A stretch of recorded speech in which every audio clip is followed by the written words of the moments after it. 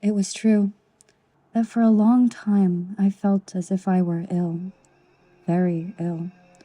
The consequence of my visual presence made me feel as if I were losing my mind. When in fact, I am not mad, and never was. I am in full command of my faculties, and my mind is now cleansed, as I have rid myself of that evil eye. For a time, I felt ill, as if my image, my very person, was so much that just being in my natural state had imprinted onto the man with such impact that his evil eye imprinted onto me. The illness I felt infected every core of my being, sharpening the aperture of my senses. I could hear sounds I had never heard before, and my sight was elevated while in the throes of this illness, for I had to anticipate the reticle of an old man's ever-leering eye. During this period, I cultivated a shadow self in order to anticipate and deceive the old man and his relentless visual insistence, acting before and after him, all the while watching myself as I learned this illness was actually, in fact, my self-preservation. At this time, my senses made me feel powerful. Listen, and I will show you how healthy my mind is. I neither loved nor hated the old man. The reason for what I did has little to do with me or the old man, nor does it have to do with love or hate. The idea entered my head when I realized that the old man never thought he was hurting me. When I realized that I would forever be under the searing and sadistic, white-hot leer of the old man, my very existence would forever invite the gaze of his evil eye. His eye was like the eye of a vulture, an eye that drinks you while your back is turned and lies trained on my vulnerable areas when I turn around. I could feel the piercing retinas merging into crosshairs. While the old man's vulture eyes combed me, I felt my pores tighten, my blood went cold, and a chill stung me from the start of my back. The declarative palindrome that was the locus of my survival was the realization that I had to castrate the retina of his evil eye and silence the deafening roar of his gaze. It was then that I set my plan into motion. For nights, I would prowl outside the old man's room while he slept. Indeed, I could have taken him in the darkness of night slumber. But don't you see? That would be a purposeless murder. I needed him to witness the shocking flash of my necessary lightning, to deny his evil eye the ignorance of a peaceful, sleeping death. I wanted the old man to see me, just for 1 second, to see my reflection while I'm in command. Which is why I skulked about his room night after night. It was at night when I felt my safest, while his evil eye was in slumber. And yet in the mornings I would smile at him, unlike I ever had. I had felt a power surge through my veins.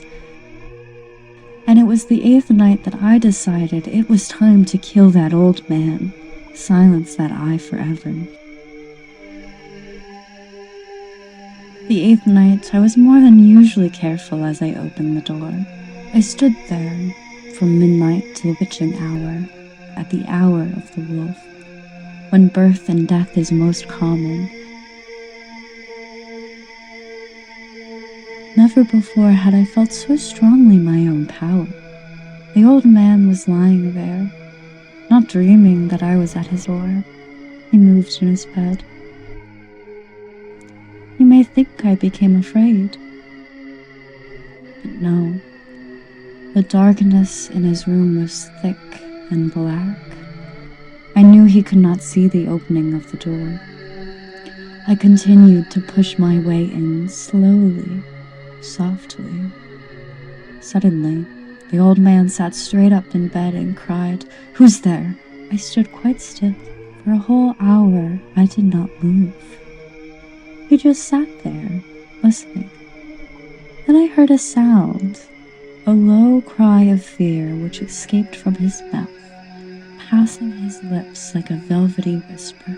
I knew that he could feel my presence. He did not see me there, nor could he hear me. But I knew that he could feel me, holding death in my hand like an instrument of necessity. Now he knew that death was standing before him. Now I could hear a quick, low, soft sound, like the sound of a clock heard through a wall. It was the beating of the old man's heart. I tried to stand quietly, but the sound grew louder. The old man's fear must have been great indeed. And as the sound grew louder, my anger became greater and more painful. The time had come. I rushed into the room crying, "Die! Die!" The old man gave a loud cry of fear as I fell upon him and held the bed covers tightly over his head.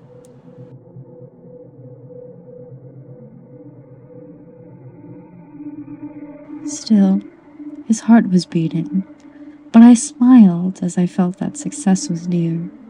For many minutes, that heart continued to beat, but at last the beating stopped. I took away the bed covers and held my ear over his heart. There was no more sound. Yes, he was dead, dead as a stone. His eye would trouble me no more. My malice was mine.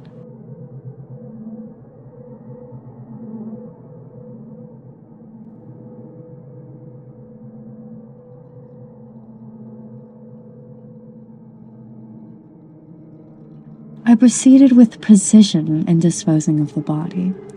I was colder than the hardened pores and arteries of the arms and legs and the head.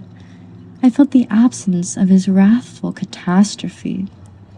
This absence felt as an imperative purity event when I cut off his head and removed his arms and legs.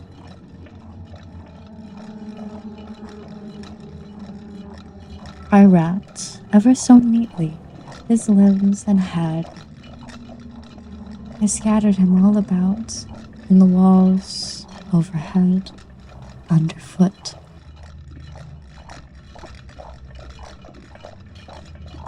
I knew that without a beating heart pumping throughout his vile totem, he was no longer a menace. For a moment, I attained the momentum of clarity. Like my shadow, I felt my sight bleeding into the night, and my vision soared in the abyss of totemic absence. I worked late into the night. I procured the necessary hardware and got to work. I finished my task, cleaned with precision, and boarded up the various deposits.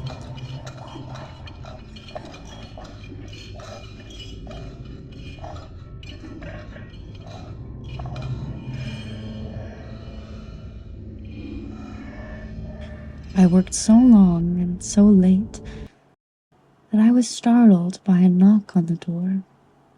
I saw a woman outside.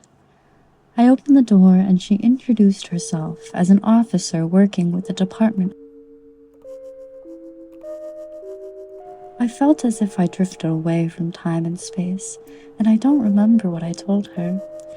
It was as if a soft bolt of adrenaline infused me, and I carried on as if I were talking to a friend. The officer reported on me with her consoling voice and soft timbre, as if the old man had committed the crime.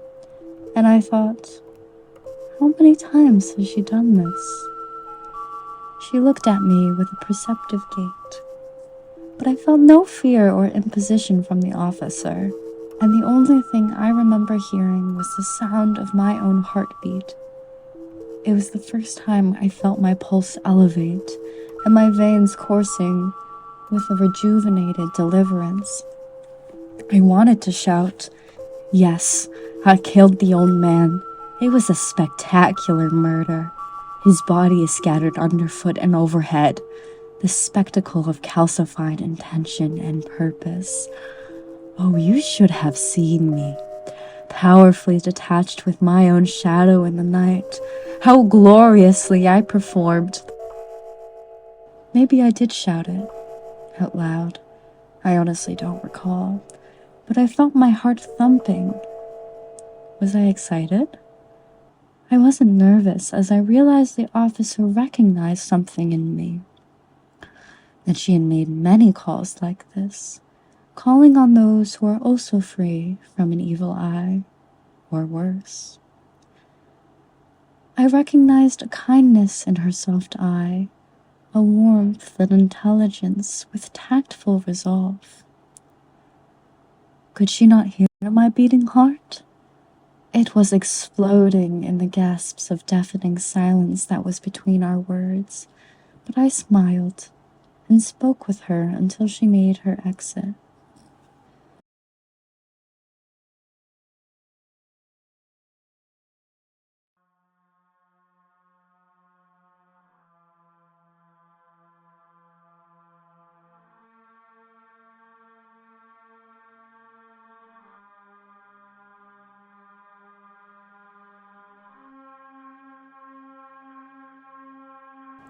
I have neutered the old man of his evil eye, but to think of its leering gaze dungeons me, and the thought of his body under the house quickens my pulse and hardens my skin. It is I that has to live with the terror of him always, one step away in the arteries of my mind. I am gnawed at by death. I am gnawed at by fever. I am absorbed into the darkness of space. I am annihilated in joy in the face of death. I am imprinted with wrathful abandon, a post-mortem, an epitaph on my living shell, one which will not leave me soon enough. I danced with the shadows. I danced with light, the infinite fringes of memory.